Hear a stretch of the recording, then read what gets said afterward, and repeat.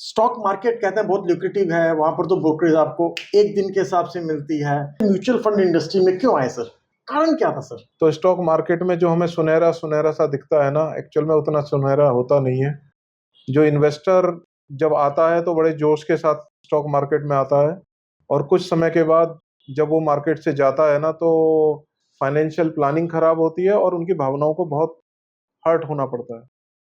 इसीलिए stock market के अंदर इन्वेस्टर को जब इनिशियल एक्सपीरियंस होते हैं तब तो उसको अच्छा लगता है, लेकिन धीरे धीरे करके उसे ये लगता है कि धीरे मैं अपनी कैपिटल को गंवा रहा हूँ। और जब आप कैपिटल गंवा रहे हो तो अंतोगत्वा जाके उसको फिर ऐसी जगह ढूंढनी पड़ती है जहां से उसको एक रेगुलर इनकम हो सके, उसकी वेल्थ रियल सेंस में बन सके। उसके लिए फिर उसको म्यूचुअल फंड में आना पड़ता है। म्यूचुअल फंड के फायदे क्या हैं सर आम आदमी की नजरों में? म्यूचुअल फंड का सबसे बड़ा फायदा ये है कि आपका पोर्टफोलियो वो डाइवर्सिफाइड होता है। जब आपके पास एक लिमिटेड पूंजी है तो आप कुछ स्टॉक्स ही खरीद पाएंगे उसमें, कि आप छोटे शेयर खरीदते हैं, आप पेनी स्टॉक्स खरीदते हैं।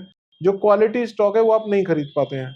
और आपके मन में बैक ऑफ द माइंड ये भी हमेशा रहता है कि इतना महंगा शेयर मैं खरीदूंगा तो इसमें ग्रोथ भी उतनी ज्यादा नहीं आ पाएगी। अगर मैं 20 रुपए का 50 रुपए वाला शेयर खरीदूंगा तो अगर दुगना हो गया तो मेरे पैसे डबल हो जाएंगे। तो इसी सोच के साथ वो स्टॉक मार्केट के अंदर आता है। लेकिन म्यूचुअल फंड क्या करता है बेसिकली, कि वो एक पूल ऑफ स्टॉक्स में इन्वेस्टमेंट करता है, और अपने पोर्टफोलियो को, क्योंकि उसके अंदर मैनेजरियल कैपेबिलिटीज होती हैं, वो कैपेबल लोग होते हैं कि पोर्टफोलियो को मैनेज करने के लिए। उसके अलावा उनके पास कंपनीज के नो हाउ पूरे रहते हैं, वो कंपनीज में जाके रिसर्च करते हैं, वहां से डेटा लेके आते हैं पूरा का पूरा, और रेगुलर कंपनियों से बात करते रहते हैं। तो उसके अंदर जो भी कंपनीज में अच्छा या बुरा होता है वो पोर्टफोलियो में उस स्टॉक को जोड़ या घटा करके एमलगमेट करने की कोशिश करते हैं, जो कि एक आम आदमी कभी नहीं कर सकता। अगर आपको कोई स्टॉक के बारे में ये बता दे कि ये स्टॉक है, आप इसको खरीद लो, लेकिन कब वो स्टॉक खराब हो जाएगा, कब उसके अंदर वर्किंग खराब आने लगेगी, तब तक उसको समझेंगे जब तक वो स्टॉक काफी नीचे जा चुका होगा।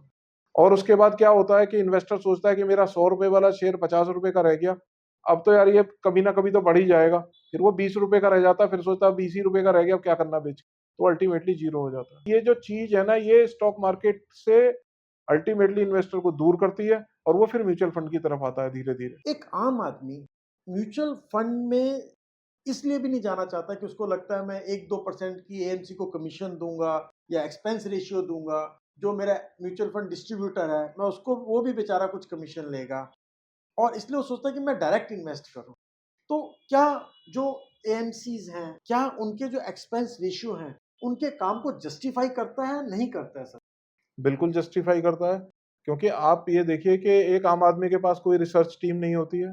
एएमसी के पास रिसर्च टीम होती है, उनके पास रिसर्च एनालिस्ट होते हैं, सेक्टर एनालिसिस होते हैं, एक एक सेक्टर के ऊपर उनके एक्सपर्ट उनके साथ होते हैं। तो पहले तो वो सेक्टर स्पेसिफिक राय देते हैं कि भाई इस सेक्टर में जाना चाहिए, इसमें तेजी आ सकती है, इसमें मंदी आ सकती है।